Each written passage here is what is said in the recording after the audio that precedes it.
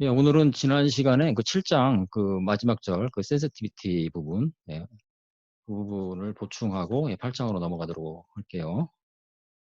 7장 쭉 보면 뭐 여러분들 그래서 오늘은 좀 질문 시간을 많이 갖자고요. 여러분들 질의응답 없이 Q&A 시간을 좀 많이 가져서 여러분들이 충분히 2, 3, 4, 5, 6, 7장까지의 전체적인 내용을 좀 파악하고 8, 9, 10장으로 넘어가는 것이 좋습니다. 예. 뭐 혹시 챕터 이렇게 슬라이드 넘어갈 때 질문 있으면 지금 뭐 아주 자유스럽게 뭐 중간중간 인터럽트 걸어 좋아요. 예. 좀 양방향, 쌍방향으로 그래야만 이게 좀 뭔가 덜 지루하고 여러분들도 좀더 수업 듣는데 효과가 높죠. 예, 오히려 이렇게 소음 있는 게 좋아 나는. 예, 이렇게 지금 어디서 소음 감사합니다. 들리는데. 예, 좋아요. 예, 괜찮아. 뭐 전혀 그 신경 안 써도 돼. 예. 근데 막 저기 지난번처럼 막 노래 부르고 이건 좀 그런 것 같아. 예. 자, 그래서 이제 7장의 목적, 어쨌든 파이널 밸류 티어리, 최종값 정리를 이용해서 이 전달함수가 주어졌을 때, 이 최종값 정리를 이용해서 정상 상태 오차를 연산하는 그게 가장 기본이죠. 그리고 이제 그 최종값 정리를 이용해서 그 제역이 개인의 범위를 결정할 수 있다. 예. 단 어떤 범위냐? 결국 이제 어떤 스펙, 과동작 스펙과 정상 상태 오차 스펙을 만족하는 이 제역이 개인 K의 범위를 결정할 수 있기 때문에 네, 이 최종값 정리를 어떤 디자인 툴로도 활용할 수 있는 면이 있다. 이제 그런 얘기죠. 네, 이거를 뭐 다 얘기할 수는 없고 여러분들이 혹시 질문 있다면 질문하면서 받으면서 넘어가면 제일 좋겠다는 거예요. 7절 인트로덕션을 보면 이제 하여튼 뭐 지어 시스템에서 우리가 어떤 과동납 안정성이라는 것을 이해해야 되고 그다음에 정상 상태의 오차가 뭐냐 이걸 우리가 또 이해를 해야 되고 하나 더 이제 외란에 대한 강인성, 또 모델링 오차에 대한 강인성. 그러니까 외란 및 모델링 오차에도 불구하고 이 피드백 제어 시스템은 이 출력이 이 기준 입력을 잘 추종한다. 그게 피드백 제어의 목적이다. 그런 얘기를 했지. 그다음에 이제 우리가 이제 앞으로 할 얘기가 이 제어기를 얘기할 건데 그게 결국 8장, 9장 그 루트로코스 얘기거든. 그래서 제어기는 여러분들이 1, 2, 3, 4, 2, 3, 4, 5, 6, 7, 8장까지 는 계속해서 이렇게 이제 싱글 게인, 제어기 이꼴 그냥 단일한 어떤 변수 상수 K 이런 걸 비례 제어라고 그런다고 했죠. P 컨트롤. 교과서에서 물론 이걸 P 컨트롤이라고 얘기를 하질 않아요. 사실상 그런데 그 얘기를 몇 번 했죠. 그리고 8장에서도 결국은 이제 이 P 컨트롤 케이스에 대해서 여러 가지 예제를 다루고 있거든. 그리고 9장에 이제 루트로커스 디자인, 그러니까 루트로커스를 이용한 제어기 설계, 그때 이제 PD, PID 얘기가 나와요. 그렇게 순서가 그렇게 돼 있어요. 테스트 인풋 얘기를 했죠. 스텝, 램프, 파라볼라, 정연파까지 이해를 해야 한다는 거. 그리고 이런 이제 피드백 제어 루프에서 결국 이제 그 에라라는 것은 이제 출력과 기준 입력과의 차이죠. 이게 제어 오차죠. 제어 오차. 제어 오차의 전달 함수를 이렇게 표현된다는 거. 네. 내가 계속 마우스를 쓰고 있었네. 펜 마우스를 써야 되는데. 네. 보면 그렇죠? 이게 기준 입력에 대한 에라의 전달 함수고, 이건 외란 입력에 대한 에라의 전달 함수죠. 그래서 최종값 정리를 적용하면 결국 내가 그 녹화된 걸 들어오니까 결국이란 말을 그렇게 많이 하더라고. 난 잘 몰랐는데 뭐 결국 이런 말을 좀 많이 하더라고. 뭐, 예. 그래서 어쨌든 기준 입력에 대한 정상 상태 오차는 이렇게 표현할 수 있는 거고, 이제 외란 입력에 대한 정상 상태 오차는 이렇게 표현할 수 있는 거죠. 최종값 정리에 대한 유도, 뭐 기출 문제 이런 거 뭐 유도해봐라 이런 시험 문제 낸 경우가 있을 것 같기도 하고, 내 기억은 못하지만, 간단하게 최종값 정리 유도할 수 있잖아요. 그리고 라플라스 변환, 역변환을 이용해서 그렇죠? 라플라스 변환,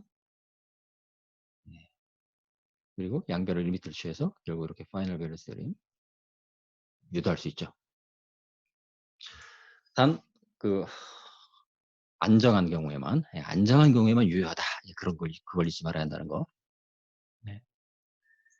그래서 이제 이게 이제 정상상태 오차를 계산하는데 그 스텝 인풋 그러니까 기준 입력이 스텝 인풋인 것이죠. 그 다음에 기준 입력이 램프인 경우, 기준 입력이 파라보라인 경우, 이런 경우에 대해서 정상 상태 오차는 이렇게 이제 어떤 포지션 컨스턴트를 정의하면 이렇게 표현할 수 있다.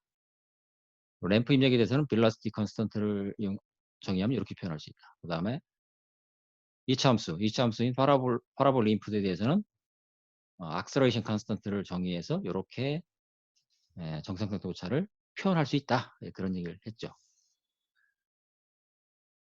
실제로 이렇게 이제 스텝 인풋이 기준 입력이 되는 제어 문제가 압도적으로 많다. 그런 얘기를 많이 했죠. 뭔가 일정하게 유지하는 문제라는 얘기예요.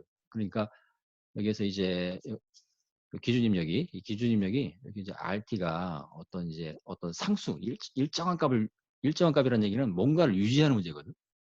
네. 영어로는 그걸 레귤레이터 문제라고 그래요. 레귤레이터. 만약에 이제 RT가 1이면 이제 이거 이제 S분의 1이 되는 것이지. 그리고 이제 램프 입력은 시간에 따라 이렇게 일차함수로 쭉 증가하는 그런 기준 입력이라는 것인데, 그런 제어 문제는 그렇게 많지는 않아요. 뭔가 이렇게 뭐 출력이 시간에 따라서 일차함수로 쫙 증가하게 만드는 제어 문제? 나도 잘 생각이 안 나거든. 네, 그런 제어 문제는 별로 없는 것 같아요. 그리고 이제 기준 입력 2차 함수다? 그럼 이제 시간에 따라서 그 기준 입력이 2차로 쭉 증가한다는 얘기잖아요. 그럼 이제 그 출력이 2차 함수를 따라가는 그런 제어 문제는 얘기인데, 네, 그런 문제 뭐 생각이 안 납니다. 네. 스텝 인풋은 뭐 웬만한 제어 문제, 뭐 거의 뭐 제어 문제에서 뭐 일정한 위치 유지, 그다음에 어떤 포지션 제어, 그다음에 속도 제어, 일정 속도, 고도 제어, 자세 제어, 뭐 예를 들만 해도 뭐 많은 예를 들 수가 있다는 거거든.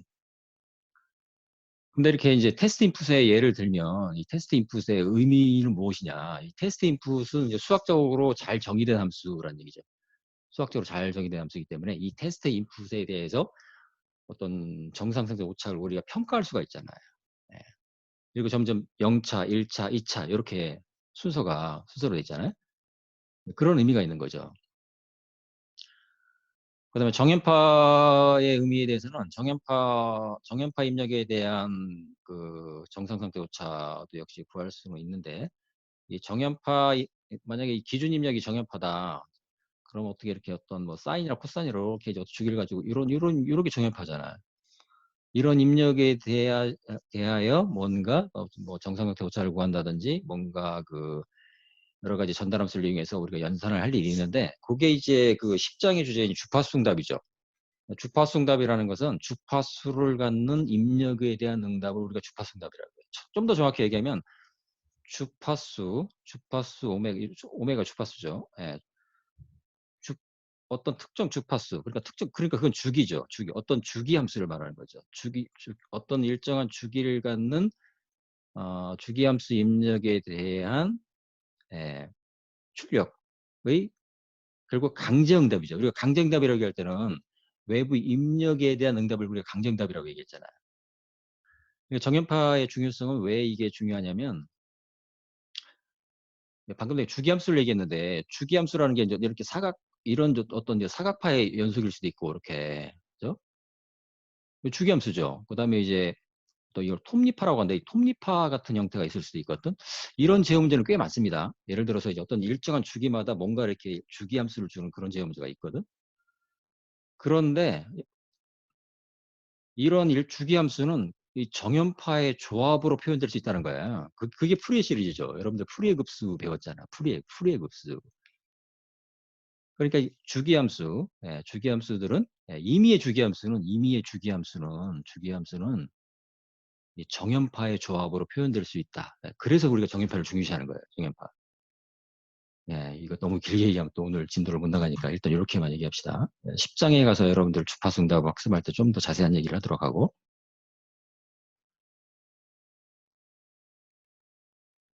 그래서 이제 7회 3절에 이게 이제 그 시스템 타입이라는 거, 이건 여러분들이 조금 이해할 필요가 있다고 했지. 시스템 타입. 예. 시스템 타입이라는 것은 이렇게 이제 피드 포워드 트랜스 펑션, 그러니까 이제 이게 결국 이제 굳이 말하면 이제 제어기의 전달함수와 플랜트 전달함수 곱이 이 부분인데, 우리 교과서는 다 이렇게 표현하고 있지. 그럴 때 분모에 SN승이 나타날 때 요 N 값에 따라서 타입 N 시스템이라고 부른다는 거거든. 근데 이 N이 증가할 때마다 점점 어떻게 돼요? 어떤 특정 기준 입력에 대해서 그죠? 이렇게 이제 정상 상태 오차가 감소하고 있잖아요. 네. n이 증가할 때, n이 증가함에 따라서.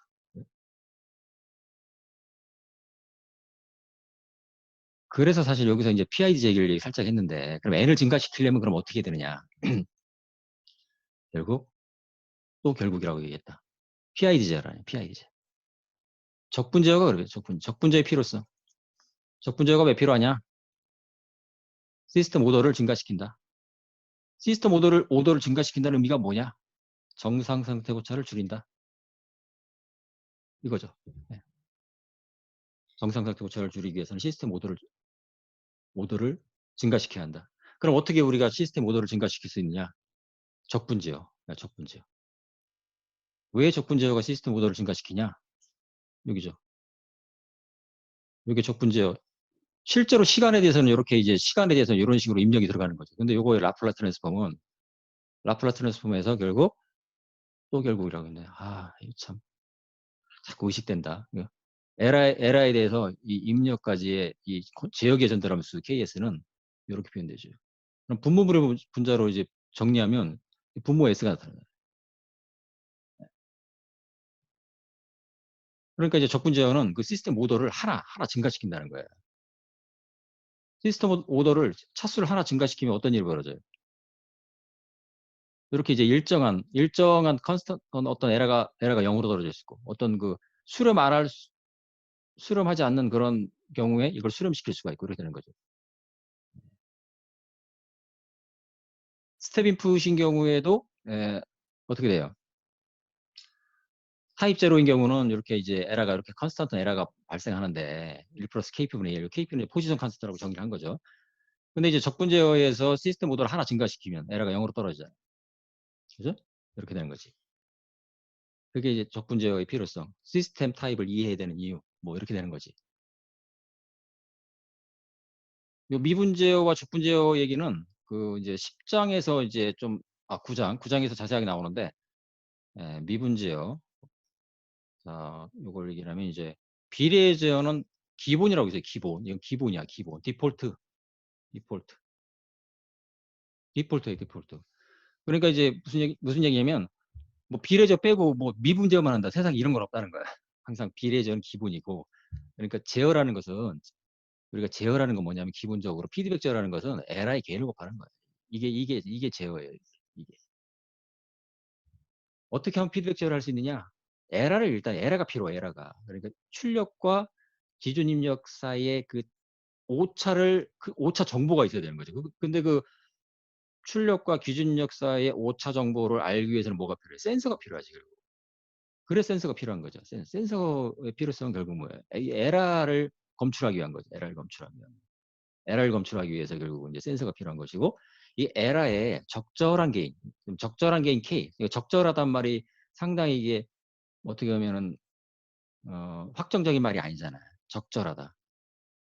그 적절하다는 것을 그래서 결국 이제 정의하기 위해서 그 디자인 스펙, 결국 과동작 스펙, 정상상태 오차 스펙이 필요하다는 거예요. 그래서 그 스펙을 만족하는 K는 뭐냐? 이게 결국 제어기 설계 문제라고 우리가 얘기를 한다고 그런 얘기를 했었지. 8장 이후에는 주로 이제 그런 얘기가 나온다는 거예요. 질문 없을까? 질문하면 더 좋겠는데.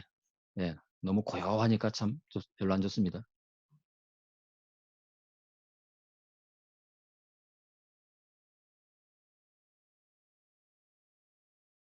예, 뭐 굳이 뭐 질문 거리 없을 수도 있죠. 예. 그다음에 요거를 여러분들이 이제 피드백저를 좀 이해하기 위해서 요 그림을 좀 여러분들이 유심히 보고 제대로 좀 이해를 했으면 좋겠다. 어떤 그 인투이티브 언더스탠딩을 위해서 여기 이제 비례 제어라는 것이 어떤 의미를 갖느냐, 미분 제어가 어떤 의미를 갖느냐. 비례 제어는 말 그대로 어떤 아티피셜한 스프링을 시스템에 스프링 효과를 주는 그런 에, 어떤 일종의 이제 비례저는 스프링 효과라는 것이고, 그다음에 미분 제어라는 것은 일종의 댐핑 효과라는 것이죠. 댐핑. 요 그림이 이제 그걸 설명하고 싶었다는 거죠. 어떤 이러한 그 전달함수로 이루어진 그 블록 선도에 대한 이해도 필요하지만 결국 이제 이렇게 플랜트에 미방이 주어졌을 때 피드백 시스템의 피드백 시스템은 이런 미방으로 표현되는 거죠. 그럴 때 미분방 형식을 바라보면 댐핑 텀, 그 다음에 스프링 텀이 KP, KD라는 그 비례 제어 개인, 미분 제어 개인에서 어떻게 그 변화되는가, 그걸 보면 아주 간단하지만 피드백 제어 효과가 무엇인지를 좀 직관적으로 이해할 수 있다는 얘기지. 그다음에 스테디 스테이트 에러 스펙은 이제 과동다 스펙이 있을 수 있고, 그다음에 정상 상태 오차 스펙이 있을 수 있다. 이 두 가지 다를 만족하는 K는 뭐냐? 그렇죠. 어떤 범위가 주어지는 거죠. 보통 개인은 0보다 크다, 꼭 그런 건 아니에요. 보통 개인은 0보다 크다, 개인은 0, 보다 큰 건 보통 기본이긴 한데, 가끔 여러분들 문제 풀다 보면 개인이 마이너스로 나오는 경우도 있습니다. 어디까지가 이게 이 과동자 스펙과 정상 상태 오차 스펙을 만족하는 그 개인 K의 범위가 되느냐. 이게 설계 문제라는 거예요. 그래서 이제 정상 상태 오차 스펙만을 볼 때는, 자, 이렇게 우리가 이제 기준 입력에 대한 오차, 그 다음에 외란 입력에 대한 오차를 동시에 고려해야 된다는 걸 잊지 말라 그런 얘기지. 그러니까 이 시스템에 들어가는 입력은 이렇게 기준 입력이 있고, 외란 입력이 있어요. 외란인. 그리고 하나 더 있는데, 얘는 센서 노이즈라고 하거든. 센서 노이즈. 사실 센서 노이즈에 대한 영향도 사실은 따져야 돼. 근데 뭐 교과서에서 그 얘기는 잘 안 하죠. 예. 어쨌든 자, 이 피드백 시스템에 들어가는 입력은 기본적으로 기준 입력. 이제 기준 입력은 이제 출력이 따라가야 되는 그런 디자이어드 인풋이죠. 그다음에 외라는 뭐예요? 원하지 않는 손님이라고 했죠. 손님도 아니지. 어쨌든 외라는 이제 계속 뭔가 우리 뭐 전 세계가 지금 코로나 바이러스 고통받고 있잖아. 뭔가 원하지 않죠. 근데 없을 수가 없거든. 예, 뭐 이 세상 바이러스 영원히 없어지지 않습니다. 예. 왜냐면 바이러스 입장에서 자기도 종족을 보존하려는 거거든. 그러니까 무슨 얘기냐면 시스템 입장에서도 이 외라는 있을 수밖에 없는 거예요. 외라는. 예를 들어 자동차가 주행하는데 어떤 그 도로에서 들어오는 진동 이것도 외란이죠. 자동차 입장에서는. 뭐 항공기 비행할 때 어떤 그 돌풍도 외란이고. 네, 그런 거죠. 그다음에 센서 노이즈도 이것도 이제 작냐 크냐의 문제지. 센서 노이즈가 없을 수가 없죠. 왜냐하면 이 세상에 완벽한 센서는 없거든. 어, 이 출력에 대해서 여기 출력 Y라는 것은 실제 출력이죠. 근데 우리가 실제 출력을 어떤 그 정기적인 신호로 변환해주는 트랜듀서가 이 센서인데 노이즈가 있을 수밖에 없다는 거예요. 근데 그 노이즈의 대역폭이 뭐 저주파냐 고주파냐 이런 차이는 있는데 이 센서 노이즈가 분명히 이 출력 Y에도 영향을 미치죠. 그러니까 여기에 보면은 여기 이제 기준 입력에 대한 에러, 그 다음에 외란 입력에 대한 에러. 근데 사실은 여기다가 센서 노이즈 입력에 대한 에러도 뭔가 있을 수 있죠. 뭐 여러분들 전달하면 구할 수는 있지. 이렇게 정상 상태 오차 스펙을 생각할 때 어떤 스펙이 주어지면 최종값 정리를 이용해서 결국 이제 그 세 가지 기준 입력, 외란 입력, 노이즈 입력 각각에 대한 에러가 있을 수 있죠. 예. 여러분들이 문제를 풀다가 보면은 이제 뭐 외란 어떤 외란 특정 외란에 대한 뭐 에러를 구하라 뭐 이럴 수도 있고 기준 입력에 대한 에러를 구하라 또는 어떤 문제는 기준 입력이 얼마 있는데 외란이 들어오고 있다 뭐 정상적인 오차를 구하여라 이럴 수도 있잖아요. 거기다가 또 뭐 노이즈를 어떤 수학 함수로 주고 이러한 노이즈가 들어오고 있다. 뭐 그래서 추가할 수도 있잖아요. 아, 그다음에 치료 조절은 그 디스터번스 영향을 얘기하는 건데 디스터번스에 의해서 그러니까 외란에 의해서 이 정상 상태 오차를 표현하면 뭐 계속 반복되는 건데 이렇게 표현할 수 있죠. 근데 이걸 이제 클로즈 룹과 오픈 룹을 좀 비교해 봐라 그런 얘기를 했었어요. 그래서 그리고 이제 피드백 제어의 필요성을 이 슬라이드를 통해서 좀 이해할 수가 있겠다 그런 얘기죠. 음. 결론적으로 우리가 이제 그 제어기 지원 이게 이제 피제어인 경우는 싱글 개인 K가 되는 거죠. 제어기 개인 K를 증가시킴으로써 여기 지원이 만약에 싱글 개인 K였다. K가 점점점 증가하면 어떻게 돼요? 증가하면 분모가 점점 커지니까 얘는 점점점 0으로 들어가겠죠. 근데 이제 그 오픈룩 같은 경우는 이 여기 사실 여기 보니까 S가 빠졌죠? 여기 S 여기 빠졌어요. 여기 S 곱해줘야 되지. 예, 이렇게.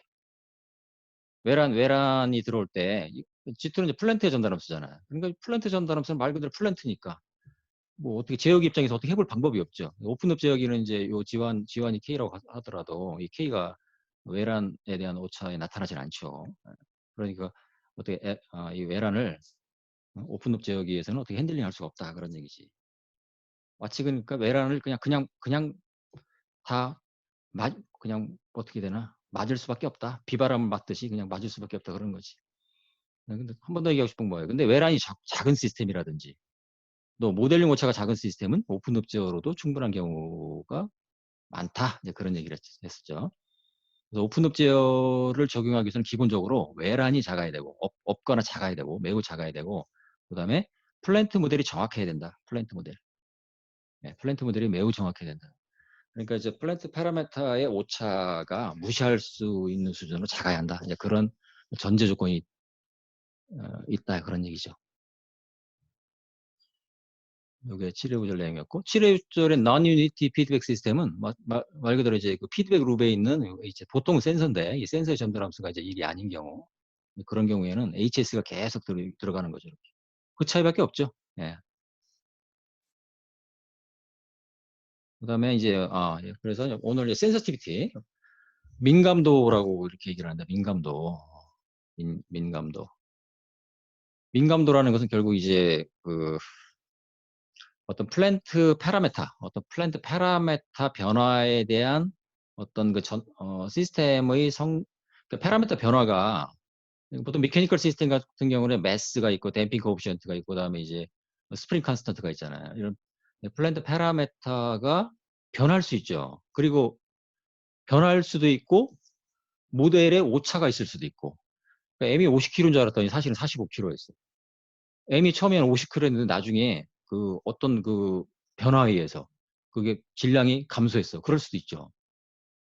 또 스프링 또 댐핑 코에피션트 C가 뭐 0.5였는데 이게 이제 그 운전을 많이 하다 보니까 뭐 어떤 로터 같은 경우에 뭐 한 달, 두 달 하다 보니까 그 점성 마찰 계수가 변할 수 있잖아요. 충분히 그럴 수 있잖아요. 그런 변화가 이 시스템의 성능 및 안정성에 어떤 영향을 미치느냐. 그게 이제 넓은 의미에서는 센시티비티 해석을 하는 이유인데 우리 교과서에서는 그 중에서도 아주 가장 간단한 경우 그런 경우만 소개하고 있습니다. 이건 굉장히 큰 주제거든. 예. 이 파라메타 변화에 대한 시스템 성능 및 안정성이라는 것은 이게 너무나도 큰 주제예요. 그래서 보통 석박사 논문으로도 뭐 많이 연구하고 있는 그런 문제인데 여러분들에게는 그렇게 센시티비티 펑션 어떤 이렇게 S라는 그 센시티비티를 정의하고 있죠. 이걸 보면은 그러니까 이제 이게 뭐예요? 결국 센시티비티 어떤 펑션 F가 있다고 할 때 어떤 파라메타가 P라고 해봐요. 이 파라메타 P라는 것은 이제 뭐 메케니컬 시스템의 MCK의 뭐가 될 수도 있고 이렇게 이제 플랜트 전달함수가 주어졌을 때 요 A라는 것이 보통 뭐 N분의 C가 될 수도 있고 그런 경우가 되겠죠. 매스 샘플 시스템인 경우에 그럴 경우에 요 파라메타 변화에 대한 어떤 함수 여기 이 함수라는 것은 우리가 이제 쉽게 당장 생각할 수 있는 것은 전달함수죠. 전달함수 이렇게 전달함수. 어떤 함수 f가 있을 때 그 함수 f가 어떤 펑션 오브 P란 얘기죠. 어떤 파라메타의 어떤 함수라고 할 때 이 파라메타 변화에 대한 함수의 변화. 그죠? 그걸 이제 우리가 센시티비티라고 정의를 한다는 얘기지. 그래서 P분의 델타 P 분의 F분의 델타 F. 근데 델타 P를 리미트를 취해준 거죠. 리미트. 그러면 이제 이렇게 어떻게 됩니까? 이걸 정리해주면 F분의 P가 되고 그 다음에 델타 P분의 델타 F, 그러니까 함수 F를 파라메타 P로 미분한 그런 식으로 얘기할 수 있죠. 예. 그래서 요거를 이제 교과서 이제 예제 7회 10이 있는데 여기 A가 이제 플랜트 파라메타가 되는데 K는 이제 제역의 개인이 되는 거죠. 요 시스템에 대해서 이제 클로즈룹 시스템의 전달함수는 이렇게 구해보면 이런 식으로 얻을 수가 있죠. 그래서 파라메타 A에 대한 전달함수 T의 센시티비티 민감도를 계산해 보면 이렇게 되죠. 이런 결과가 나오죠. 그리고 이제 그 개인 K를 이제 증가시키면, 이걸 증가시키면 어떻게 돼요? 증가시키면 점점점 분모가 커지기 때문에 민감도는 감소한다. 이렇게 얘기할 수 있는 거지. 지역의 개인이 증감에 따라서 시스템의 민감도는 감소한다. 그러니까 이제 어떤 그 플랜트 파라미터가 변해도 그 전달함수는 되도록이면 안 변하는 게 좋은 거죠. 그러니까, 그러니까 이제 그 피드백 제어를 하는 이유는 어떤 그 모델 파라미터가 변화하더라도 그 전달함수의 변화가 민감하지 않아야 되지. 민감하지 않아야 되는 거죠. 그게 민감하다는 얘기 뭐예요? 너무 쉽게 성능과 안정성이 변할 수 있다 그런 얘기지. 그러니까 피드백 제어 시스템은 뭔가 외란에 대해서도 외란에 대해서도 그 영향이 작아야지만 이렇게 파라미터 변화에 대한 영향도 작아야 한다 그런 의미죠. 근데 파라미터 변화에 대한 영향이 작다는 걸 어떻게 표현하느냐? 그 한 예로서 민감도 함수를 통해서 알아봤다 그 얘기예요. 이거 말고도 이제 매우 다양한 그런 어떤 방법론들이 존재합니다, 실제로.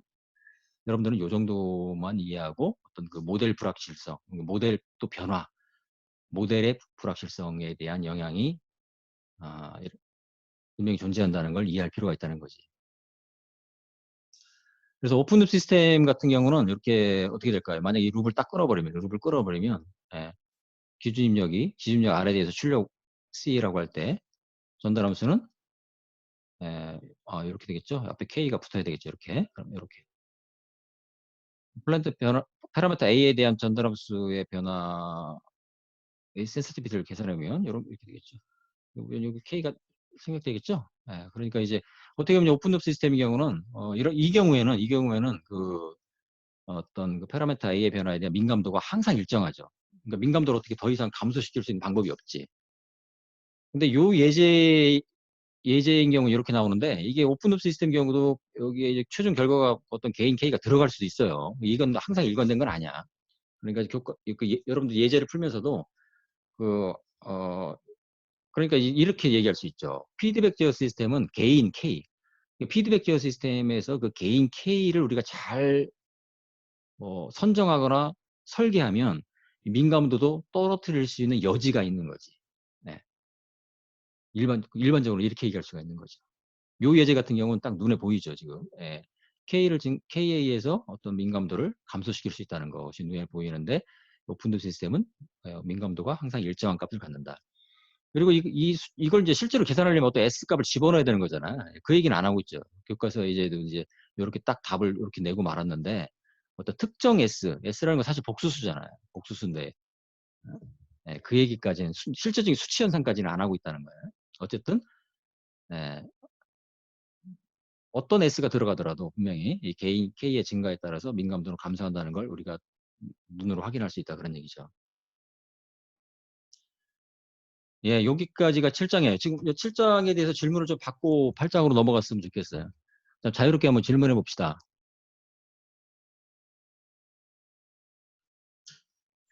교수님, 네. 질문 있습니다. 네. 이제 앞에서 얘기할 때 최종값 정리를 어디로 가면 되니? 저를 얘기해 좀. 7-2절에서 이제 최종값 정리를 이용하기 위해서는 그 전달함수가 안정해야 된다는 조건이 만족해야 된다 그렇게 말씀하셨는데 이제 문제에서 그러면 먼저 최종값 정리를 이용하기 전에 그 전달함수를 이제 전달함수가 안정한지를 먼저 판별하고 나서 그 다음에 최종값 안정하면 최종값 정리를 이용할 수 있는 그렇겠죠. 건가요? 예, 맞는 네? 얘기지. 예. 그러면 이제 어떤 안정하기 위한 범위를 이제 음, 개인 K에 대해서 범위를 먼저 안정한 범위를 구해놓고 그 다음에 이제 최종값 정리를 이용하려고 했는데 어떤 정상산체 오차의 스펙을 만족하는 개인 K를 얻었는데 만약에 그 K가 안정할 때의 K의 범위 안에 안 들어가면 그 K는 만족하지 않는 건가요? 그렇겠죠. 예, 그런 문제를 만날 수는 없을 텐데, 여러분들 예제나 그런, 지금 얘기한 건 다 맞는 얘기지. 물론 그렇죠. 예, 네, 전달함수의 폴이, LHP. 근데 원점까지는 허용한다고 했지. 원점 있는 네. 폴까지는 허용한다. 폴이 예, 왼쪽 동네에 있어요. 원점 있는 폴은 괜찮다는 거예요. 맞습니다. 감사합니다. 교수님? 네. 그 7.3절의 시스템 타입에서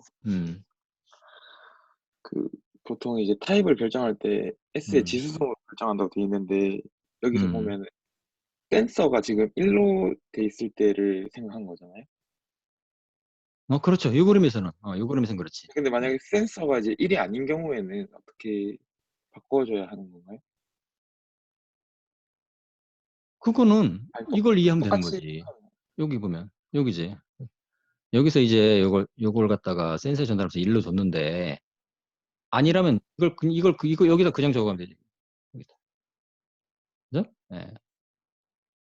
여기에 H가 따라 붙겠지. KG가 아니라 KGH. 여기도 KGH 붙겠지. 우리 교과서 예제가 지금. 그러니까 여기도 보면 KGH까지 붙겠지. 여기 다 그렇겠죠? 네. 당연히 그렇죠. 됐나요? 타입을 결정할 때 제가 지금 타입을 계산할 직관적으로 때? 네, 타입을 결정할 그렇지. 때. 맞습니다. 예. 요거는 그러니까 요게 여기까지 그렇겠죠. 여기다가 HS까지 붙는 거죠. 이렇게. 그래서 이걸 갖다 이제 오픈룹 전달함수라고 하는데 오픈룹 전달함수는 제어기 전달함수, 플랜스 전달함수, 센서의 전달함수까지 곱이죠. 맞습니다. 네, 알겠습니다. 네. 교수님? 네. 7장 과제는 다음 주 화요일까지 내면 되는 건가요? 그럼 되겠네. 네, 오늘 7장 끝나니까 다음 주 화요일까지. 감사합니다. 교수님, 네. 그 7.7절에 그 센시티비티 부분에서 그 이제 여기 7.7절 네, 여기 강의 자료에 나와 있는 것 같은 경우에는 이제 클로즈 룹 컨트롤 시스템에서는 이제 센시티비티에서 개인 K가 포함이 돼 있고 오픈 룹에서는 이제 포함이 되어 있지 않은 케이스잖아요. 그렇죠. 네. 그 만약에 이제 둘 다 이제 개인 K 값이 포함이 돼 있으면은 그럴 수도 있어요. 네, 그렇게 되면은 어떻게 이제 해석을 해야 되죠? 근데 그런 예제가 잘 없지, 근데. 있을 수 있는데, 기본적인 얘기는 이거지. 기본적인 얘기는.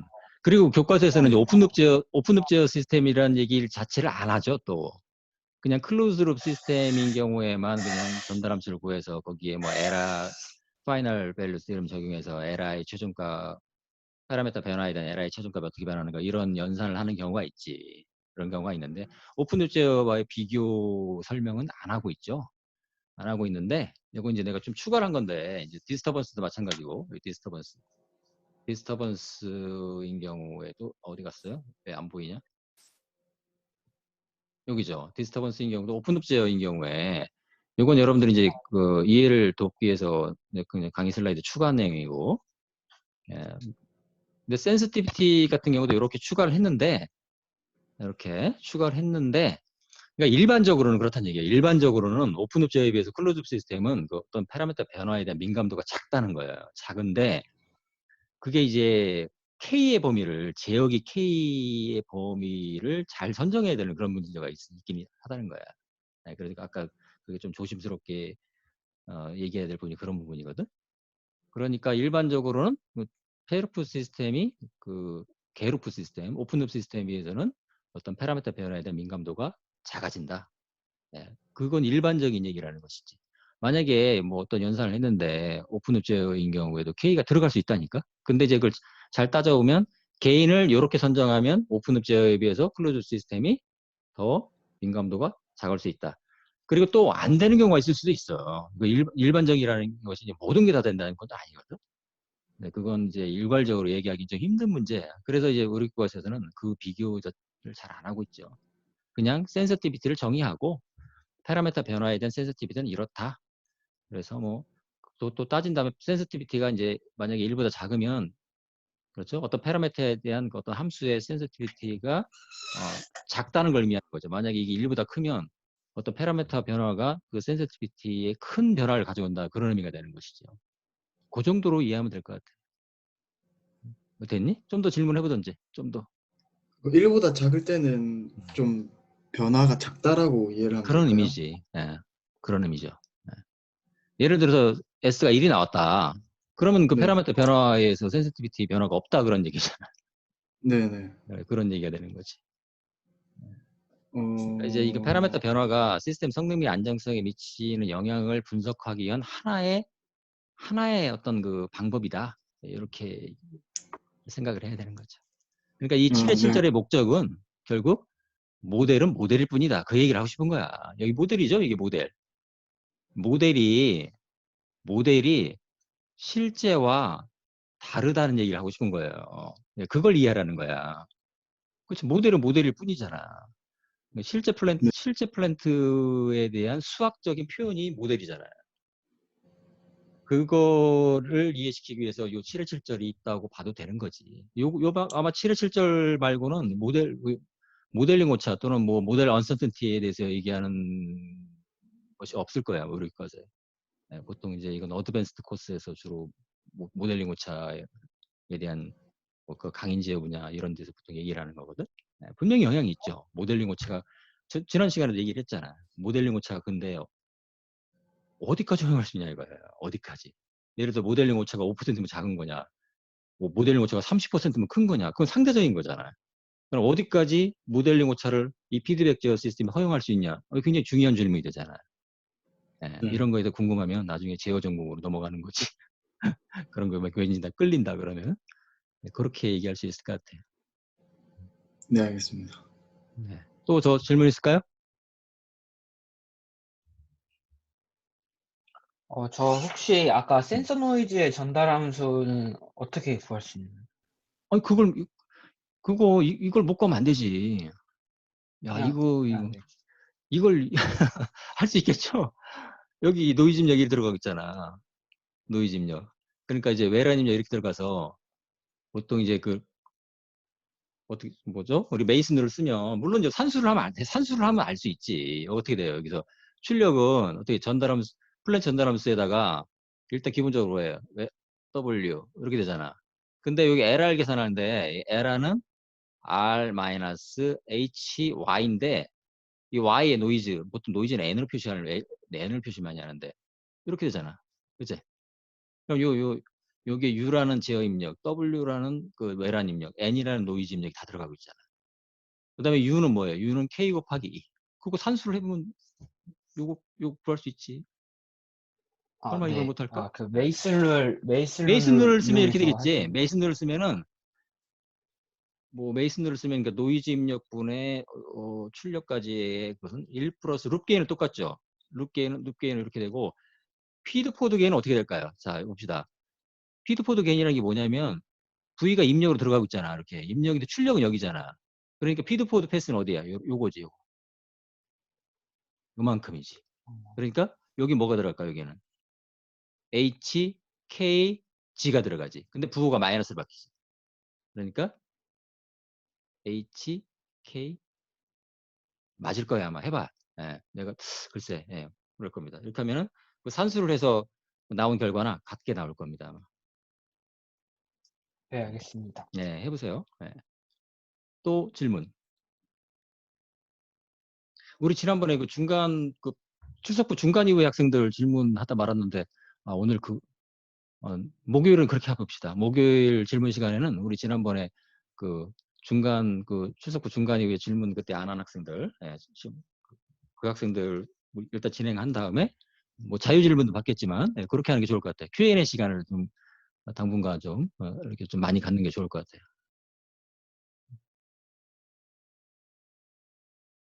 여러분들이 저 질문을 근데 준비해오라고 하면 또 그것도 부담되죠? 그냥 자유롭게 해요. 자유롭게.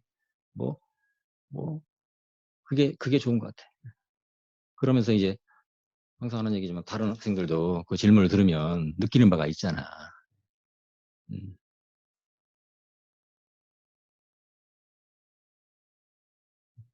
한 가지만 더 받아볼까요?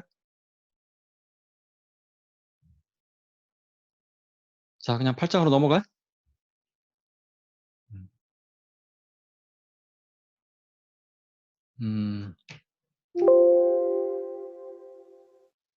네, 또 생각나면 지금 한 20분 남았는데 또 하도록 하고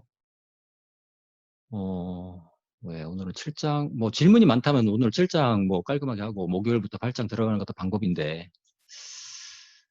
하염없이 질문을 기다릴 수도 없는데 예, 질문을 좀 했으면 좋겠습니다.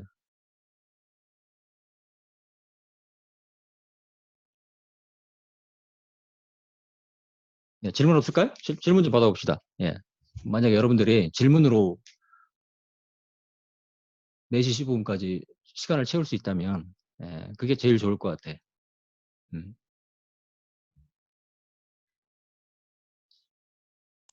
교수님? 예. 그럼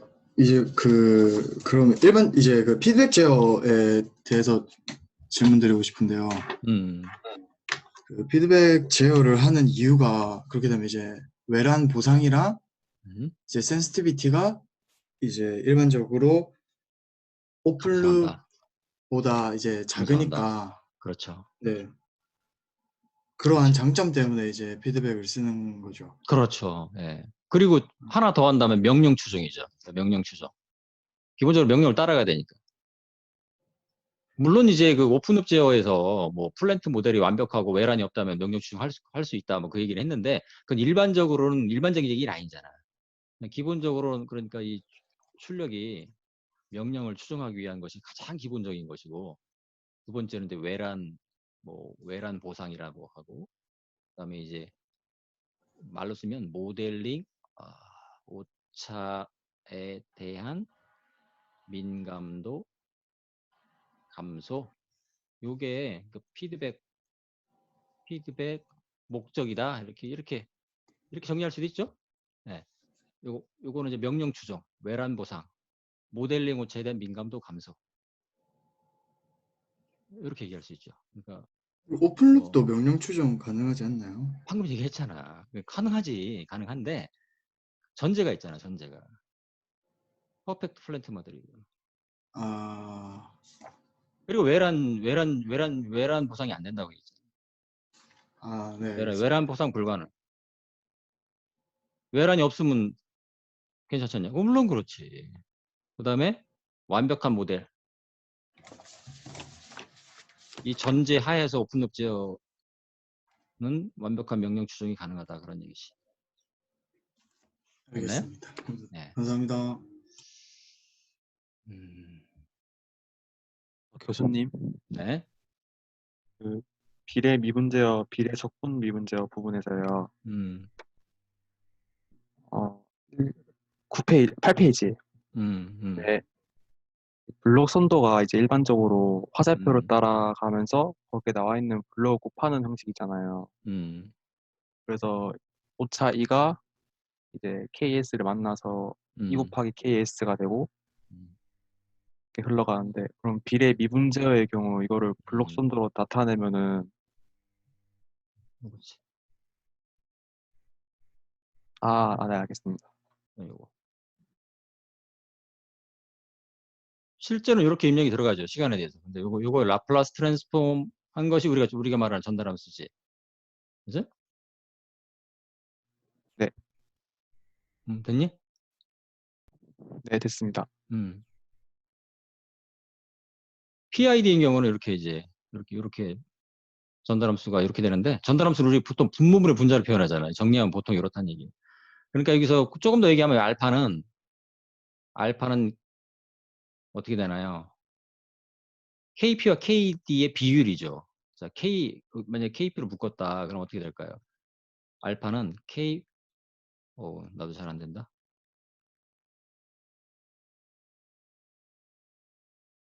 아니지. 여기에 KD가 되겠죠? 그러니까 여기서 알파는 왜 이렇게 잘 안 되지? 어떻게 알파가 KP분의 KD야? KD분의 KP야? KD분의 KP죠?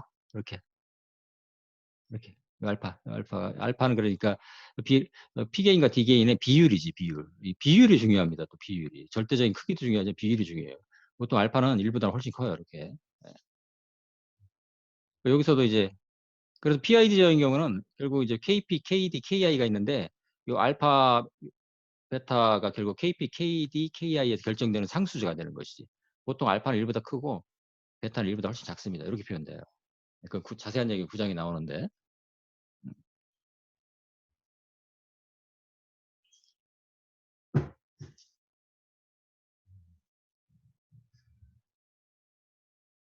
또 질문. 우리 저기 출석 보면서 지난번에 좀 질문 안 하는 학생들 좀 뭐 부담 갖지 말고, 네, 뭐 얼굴도 안 보이는데 부담 가질 게 뭐가 있어. 교수님, 네. 네, 오늘 출석을 못했는데, 아유, 무슨 출석 못했다고? 네, 부를 때 참, 없었어가지고. 장았나? 네, 장았나? 늦게 들어왔습니다. 아, 질문을 해. 출석은 됐고, 질문을 해야 질문을 해야지, 질문을. 자, 누구 질문 기다립니다. 교수님 살짝 혼란이 와서 그런데 아, 좋아요. 혼란 오면 질문을 해야지. 그러라고 질문을 하는 7.3절 7.3절? 네. 예. 뭐가 문제일까? 센서의 전달 함수는 피드포워드 전달 함수에 영향을 안 미치는 거 아닌가요? 아, 그건 좀 따져봐요. 그건 이제 이거를 이제 그러니까 여기 이렇게 그림을 따지면 여기에 이제 이렇게 HS가 있어야 되지 않느냐 그 얘긴데. 근데 여기 보라고요. 여기서 이제 요게 이제 요 흐름을 알면 자연스럽게 이제 이해할 수가 있는 건데 결국은 요거거든. 여기에 보면 이제 만약에 뭐 센서의 전달 함수가 있다 그러면은 아까 얘기했잖아. 요걸 그대로 이용하는 거지. 그럼 여기에 KG, 여기 HS가 붙어야 된다는 거야. 여기 붙어야 된다는 거거든. 이걸 그래서 그럼 이제 스텝 램프 파라볼릭 인풋에 대한 파이널 밸런스 이름 적용하면 여기도 어떻게 될까요? 여기 KP가 여기도 H 이렇게 되겠죠. 여기도 HS가 붙어야 되겠죠. 여기도 HS가 붙어야 되겠죠. 이렇게 되는 거죠. 그러면 여기서 이제 시스템 타입을 정의한 것이 아이고 이 그림만 가지고 좀 부족한데. 그건 좀 글쎄 내가 뭐 틀릴 수도 있죠. 그럴 수도 있는데 뭐 상식적으로는 HS가 붙어야 될 것 같다 이거예요. 왜냐면 그게 결국은 에라에 영향을 미치니까. 이 에라에 정상상태 오차에 영향을 미치니까 정상상태 오차에 결국은 제어기 전달함수, 제어기 플랜트에다가 또 센서 전달함수까지 영향을 미치죠. 그러니까 우리가 파이널 밸런스 theorem을 적용할 때 이렇게 뭐 KP, KV, KL 계산할 때 결국이란 말 참 많이 쓴다. 내가 생각해도 제어기, 플랜트, 센서 전달함수가 다 들어가고 있잖아. 그걸 이렇게 그림으로 표현했을 뿐이거든. 그 얘기거든. 그러니까 이런 경우는 그러니까 교과서에서도 이제 이 HS는 1이라고 가정을 하고 들어가고 있잖아. 이렇게 가정하고 들어가고 있는데 이렇게 가정을 하고 들어가고 있는데 그런 의미에서 요 그림이 좀 안 맞을 수도 있지. 이렇게 그리면 사실은 센서의 전달 합성을 이렇게 피드백 루프에 그려야 되기 때문에 안 맞을 수 있는데 정상 상태 오차를 계산하려고 하면은 HS가 들어가지 않을 수가 없죠. 왜? 수식에 나와 있잖아. 수식에. 이렇게 수식에. 여기도 HS가 들어가. 수식에 들어가고 있잖아. 이렇게 수식에. 네, 좀 따져보세요. 여기서 뭐 이렇게 수식으로 따지기는 좀 그렇고. 네. 감사합니다. 예, 누구 한 3사람만 질문하면은 오늘은 저 Q&A 시간으로 수업을 좀 채울 수 있을 것 같은데. 예. 뭐 주저하지 말고 질문해 봅시다.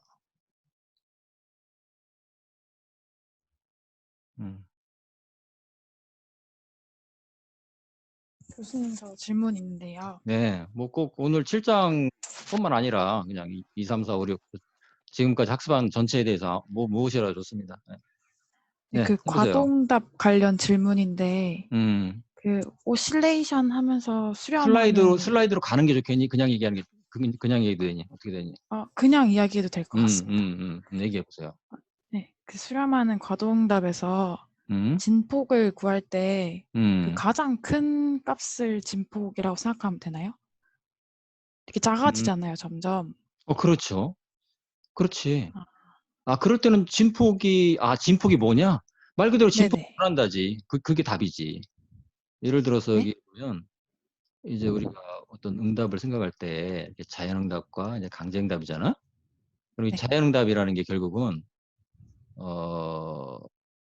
여기 있죠. 요거죠. 여기 나와 있잖아요. 그냥 씁시다. 요건 어떻게 표현돼? exponential 마이너스 제타 오메가 nt 플러스 a 코사인 오메가 dt. 이게 이제 복수수근을 가질 때 자연응답의 폼이잖아. 네. 그러니까 근데 진폭은 만약에 그런 폴이 허수축에 있다. 그러면 제타가 0인 경우죠. 그럼 요게 1이잖아. 그럴 때는 진폭이 일정하지. 네. 요걸 다시 합성하면 이거 뭐 기본적인 거긴 한데 A, B를 합성하면 이건 이제 M의 코사인 오메가 dt 뭐 마이너스 이렇게 합성할 수 있잖아. 그래서 다시 쓰면 M의 exponential 마이너스 제타 오메가 nt 코사인 오메가 dt 이렇게 자연응답 폼이 복수수근을 할 때는 일반적으로 이런 폼이죠. 그러니까 진폭은 뭐예요? 요게 진폭이죠. 요게 앰플리튜드 진폭. 진폭이죠. 그게 그 이게 출력의 시간에 그래프? 따라서 변하지 그러니까. 그러니까 네. 자연응답만 그리면 이렇게 되겠지. 어떤 초기치를 갖고 만약에 제타가 0이다. 그러면은 계속 일정한 진폭으로 이렇게 자연응답이 나오는 거죠. 이렇게. 이 주기는 주파수는 오메가 D. 그러니까 이 한 주기는 어떻게 돼요? 이 한 주기는 오메가 D분의 2파이가 자연응답의 주기가 되는 거지. 그런데 감쇄가 되고 있기 때문에 제타가 0에서 1 사이 또 1보다 클 수도 있는데 여기다 잠깐 볼까요?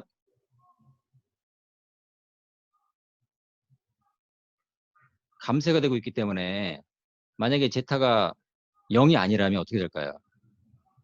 이렇게 하다가 점점 줄어서 이제 이렇게 쭉 해서 자연응답이 0으로 이제 소멸되는 거지.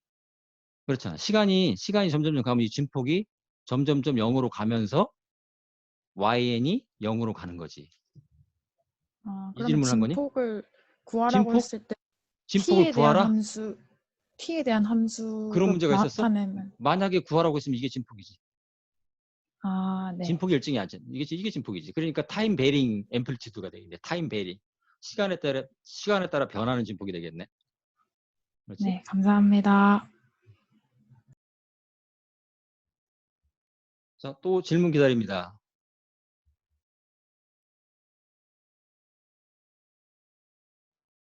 뭐 또 여학생 한번 질문해 보세요. 여학생들을 오랜만에 질문한 것 같은데. 또 다른 학생 또 있잖아. 네.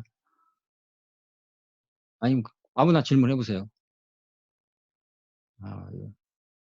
이거 참 질문을 강요하는 것도 참 좋은 건 아닌데. 네. 교수님. 네. 그 정상 상태 오차를 계산하려면은 그때 시스템이 안정해야 된다고 해서 그렇죠. 여기 있어요. 네, 여기 있죠. 만약에 극점이 원점에 있다면은 원점까지는 허용된다고 하셨는데 그러면은 교과서에 그렇게 설명돼 있지. 교과서에. 네. 그 만약에 이거를 그래프로 그려본다고 하면은 그 자연응답이 특정한 상수로 나와가지고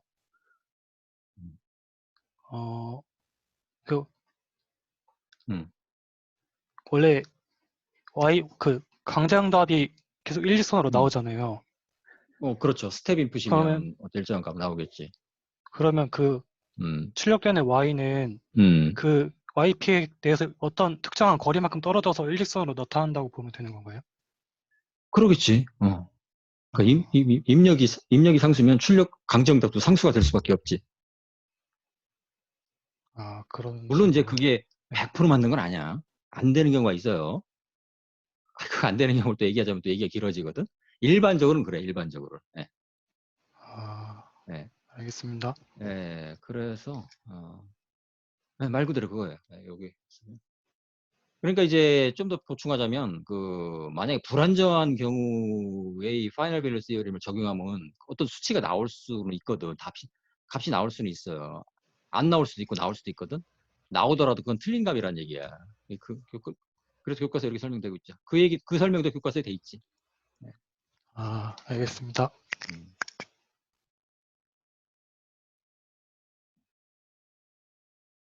자, 뭐 시간이 거의 됐는데 뭐 한 사람만 더 해볼까? 아니 뭐 여러분들이 계속 질문 있으면 좀 질문 시간을 더 갖는 게 좋을 것 같아. 교수님, 저 질문 네. 있는데요. 네? 그 임계 감쇄일 때 제타가 1일 때 주기가 무한대로 볼 수 있는 거잖아요. 아니, 감쇄비하고 주기는 오메가 단계가 D에서? 맞는데, 네네. 근데 그때 그러면 주기는 요거 관계된 거죠. 요거. 네, 근데 근데 진폭은 없다고 볼 수 있는 건가요? 그냥 안 구해도 된다? 진폭이 어떻게 없을 수가 있어? 예를 들어서 진폭이 점점 커진다? 이렇게 생각해야 되나?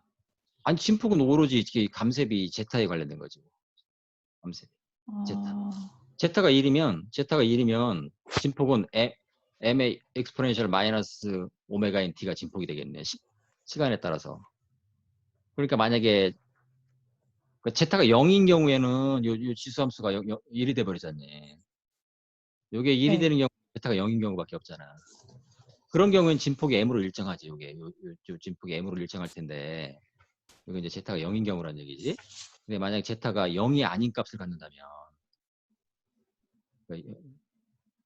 0이 아닌 경우는 제타가 0과 1 사이 이런 경우를 이제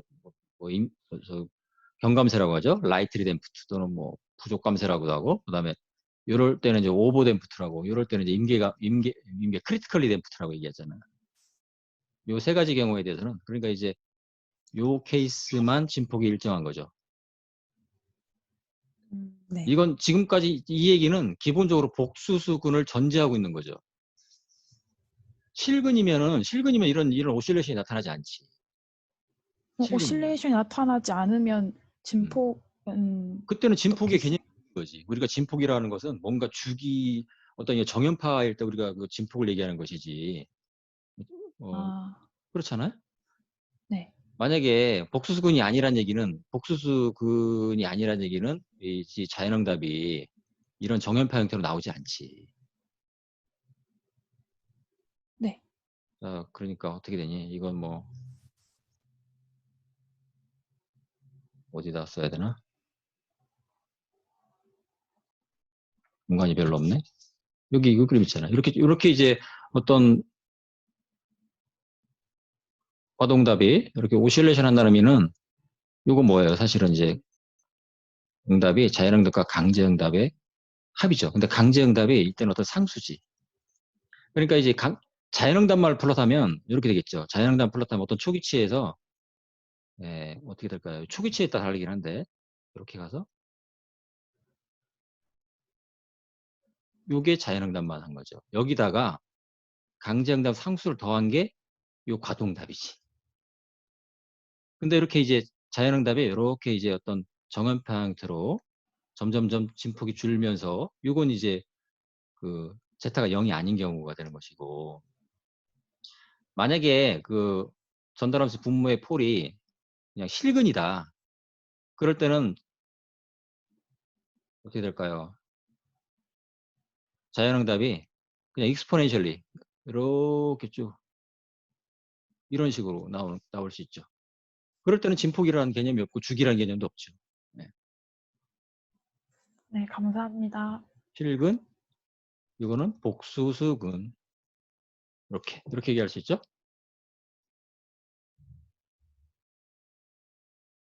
질문 안 하면 너무 아쉬울 것 같다. 그런 학생 질문 해볼까요?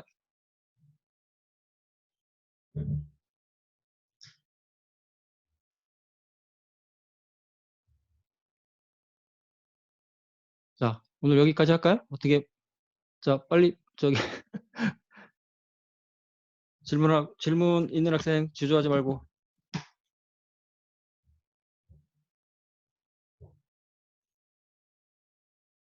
예, 그러면 오늘은 이렇게 7장까지 하고, 목요일 8장을 들어가는 걸로 그렇게 하겠습니다. 다음 주 화요일 시험은 내가 좀 더 알아본 다음에, 저기, LMS에 공지를 해줄게. 예. 자, 그러면 다들, 예, 예. 하나 질문 혹시 해도 될까요? 네. 그 전달함수 부분에서 이제 제타랑 고유진동 하잖아요. 근데 만약에 그 이제 오메가 그 고유진동수 값이랑 입력의 주파수 값이랑 같게 되면은 이제 전부 다 그럼 강제응답이 되는 건가요? 지금 질문이 섞였는데? 다시. 너가 궁금한 게 뭐니? 강제응답은 말 그대로, 그러니까 이제, 예, 지금, 요게, 예. 입력이 정형파 입력일 때? 네네. 그 얘기하는 거니? 네. 그러니까 이게 어떤 입력이 어떤 이런 스텝이 아니고, 입력이 정형파일 수도 있죠. 그럼 네. 이 입력의 주파수가 어떤 있을 수 있지. 네. 그 주파수는 말 그대로 외부 입력의 주파수가 되는 것이고, 요때 말한 오메가에는 여기 오메가에는 그 시스템 파라미터에서 결정되는 고유 진동수라고 하지. 그래서 고유란 말을 쓴 거거든. 네. 고유 진동수. 내추럴하다는 의미는 뭐냐면 그냥 이 시스템 이 플랜트의 고유한 성질이라 그런 얘기예요. 내추럴이란 말 많이 하잖아요. 그러니까 이제 플랜트 전달함수가 주어지면 이거에서 제타 오메가는 결정되는 거예요. 당연한 얘기지만, 그지? 근데 이제 외부에서 어떤 주기함수, 아까 이제 그래서 이제 정연파의 중요성을 그렇게 얘기했는데, 외부에서 주기적인 입력이 들어온다 그러면 그 주기적인 입력을 갖다가 정연파의 푸리에 시리즈에서 정연파의 조합으로 표현할 수 있다는 거거든. 그럴 때 요 어떤 정연파가 이렇게 일반적으로 진폭과 그 주기가 결국은 T분의 A 파이죠. 그렇죠. 외부 입력 주파수가 T분의 A 파이가 되는 거죠. 주기는 오메가분의 A 파이가 되는 것이고. 근데 너 질문은 방금 뭐였지, 근데? 요 오메가인과 요 오메가가 값이 같고 이제 플랜트의 전달함수에서 제타가 0인 상황이에요. 뭐 혹시 재수강하니? 뭐 기계진동이나 이런 과목을 좀 배웠어? 아니요. 본수강이니? 네네. 네, 본수강인데도 그런 생각을 했다는 얘기는 꽤 학습을 깊이 한 거예요, 내가 볼 때는. 그건 이제 지금 어떤 레조넌스 공진의 개념이거든? 네네. 레조넌스 얘기, 요거는 이제 10장에서 주로 얘기를 해, 사실상. 네, 그 얘기를 하는데, 그때도, 네네. 그렇죠. 사운드일 경우 공명이라고 하고, 이제 메케니컬 시스템일 경우에 바이브레이션일 때는 공진이라고 하지. 네. 소리일 경우. 뻥 튀는 거죠. 그럴 때는 이제, 그건 이제 결론적으로 얘기하면은, 자연응답과는 아무런 상관이 없어요. 자연응답은 오로지 제타 오메가 N으로 해서 이렇게 결정되는 것이고, 그때는 이제 강제응답에 개념적으로 얘기하면 이렇죠. 이거 좀 복잡한데, 예를 들어서 이제 외부 입력이 이렇게 어떤 정연파가 들어가고 있어요. 그러면 강제응답도, 외부 입력이, 말 그대로 기준 입력이 정연파하면 강제응답도 정연파일 거잖아. 그건 이해되지. 네네. 근데 그거가 결국, 그러니까 어떤 정연파 입력에 대한 강제응답이 결국 주파수 응답이죠. 그게 10장이죠. 네. 그럴 때 이제, 여기다가 지금 주제하고는 조금 맞지는 않는데, 이왕 질문이 나왔으니까 조금 복잡하긴 한데,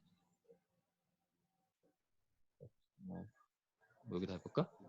그러면 예를 들어서 이제 이렇게 되는 거죠. 어떤 시스템이 있어요. 이 시스템이 이제 클로즈룹이든 오픈룹이든 플랜트든, 만약에 이제 클로즈업 시스템이면 이 T가 되고 오픈룹 플랜트면 G가 되는 건데, 어떤 경우 상관없습니다. 어쨌든 이렇게 해서 우리가 이제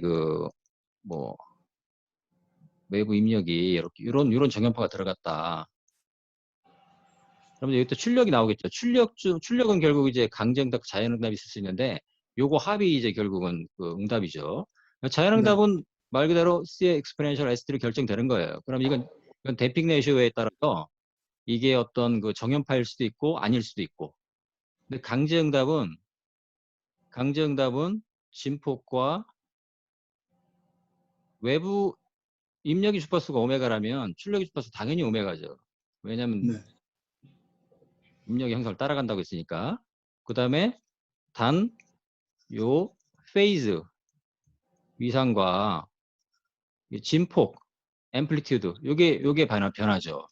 근데 방금 얘기했던 질문에 대해서 결론적으로 얘기하면 만약에 요 외부의 입력 주파수가 고유등수와 같거나 근처라면 이 진폭이 매우 커지죠. 네. 그거예요. 네. 그래서 오메가 축에 대해서 이 M오메가의 그래프를 그려보면 또 이런 식으로 나오죠. 이게 그러니까 오메가가 오메가일 때. 그래서 이걸 갖다 이제 공진점이다 그렇게 얘기를 하거든. 그러니까 그림을 그리면 이렇게 되겠지. 그러니까 출력이 이렇게 들어가. 이렇게 들어가면 오메가가 오메가 n 근처일 때 출력은 어떻게 되느냐. 시간축으로 그리면 아까 제타가 0이라고 했니? 네. 제타가 0이면 요때는 그 M오메가 무한대가 돼버려요. 그런데 세상에 그런 시스템은 없지 사실.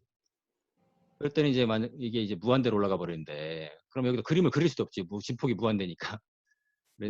이제 어떤 감쇄비 제타를 가질 때는 이 진폭이 매우 커지죠. 그러니까 A가 뭐 입력의 진폭이 A면 그때 공진점에서의 출력의 진폭은 이거보다 뭐 10배, 20배 훨씬 커질 수 있죠. 예를 들어서 이렇게 그림을 그리면 이렇게 그릴 수 있겠네 이렇게. 근데 예를 들어서 이제 이 공진점 아닌 그러니까 고유진등수에서 멀리 떨어진 주파수에 대해서는 일반적으로는 이제 그 강제응답의 진폭이 작아지죠. 보통 이제 입력의 진폭이 이렇게 요 정도였다. 그럼 출력은 이거보다 작아져요. 보통 이렇게. 피지컬 시스템은 그렇거든. 근데 그래서 이제 이 공진의 개념이 왜 중요하냐면 어떤 그 로터 시스템이라든지 뭐 어떤 미케니컬 시스템 같은 경우에 그 공진점을 피해서 운전을 해야 되거든. 어떤 파괴가 일어날 수 있죠. 어떤 사운드 시스템인 경우에는 그때 이제 어떤 하울링이 일어나고 그러는 거지. 이건 지금 오늘 얘기하기 좀 적절치 않고 너무 길게 얘기한 것 같은데 뭐 이 정도 얘기하는 게 맞을 것 같은데. 네, 알겠습니다. 예, 또 질문 있을까요? 갑자기 질문 생각났으면 좋습니다.